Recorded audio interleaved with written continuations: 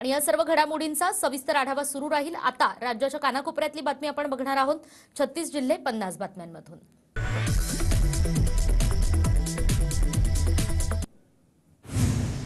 आज शेतकऱ्यांच्या प्रश्नांवर सरकार भूमिका मांडण्याची शक्यता। मुख्यमंत्री शेतकऱ्यांना सर्वतोपरी मदत करण्याच्या भूमिकेत।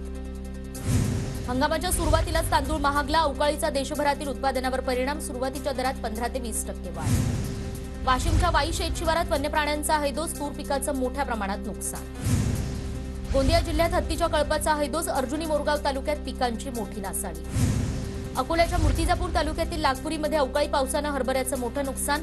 शेतकऱ्यानं 4 एकर हरभऱ्यावर फिरवला रोटावेटर। हिंगोलीतही अवकाळीमुळे हरभऱ्यावर रोगाचा प्रादुर्भाव, त्यामुळे शेतकरी मोठ्या चिंतेत। जळगाव जिल्ह्यातील काही तालुके नुकसानीच्या यादीतून वगळल्यानं शेतकरी आक्रमक। केंद्रीय पथकानं नुकसानग्रस्त भागात पाहणी न केल्यानं शेतकऱ्यांचा संताप। जळगावच्या चाळीसगावमध्ये दूध उत्पादक शेतकरी आक्रमक। दूध रस्त्यावर ओतून शेतकऱ्यांकडून रास्ता रोको आंदोलन। साताऱ्यातील शिवथरमधील लोणंद रस्त्यावर दूध दरवाढीसाठी निषेध आंदोलन। शेतकरी संघटना आणि किसान मंच महाराष्ट्र राज्य यांच्याकडून शासनाचा निषेध। साताऱ्यातील जिहे कटापूर पाणी योजनेच्या 14 किलोमीटर लांबीच्या बोगद्याचं काम पूर्ण। आमदार जयकुमार गोरेंसह अधिकाऱ्यांनी केली पाहणी। सांगलीच्या जत तालुक्यातील दुष्काळी 8 गावांचा पाणी प्रश्न अखेर मिटला। मोठ्या जल्लोषात पार पडला म्हैसाळ सिंचन योजनेमधून आलेल्या पाण्याचा पूजन सोहळा। जळगाव जिल्ह्यातील शेतकऱ्यांना पीक विम्याच्या परताव्याचे 378 कोटी रुपये देण्यास सुरुवात। भाजप खासदार उन्मेष पाटील यांची माहिती।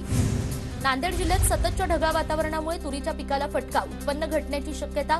दुष्काळ जाहीर करून तात्काळ मदत करण्याची मागणी। बुलढाणा जिल्ह्यात अवकाळी पावसानंतर आता पूर आणि त्याचबरोबर तुरीच्या पिकावर अळीचं संकट। जिल्ह्यातील 82,977 हेक्टरवरील पीक धोक्यात। यवतमाळच्या खुल्या बाजारात सोयाबीनचे दर घसरले। क्विंटल मागे 800 रुपयांची घसरण। बाजारपेठेत सोयाबीन विक्रीसाठी आणण्याची प्रक्रिया थांबली।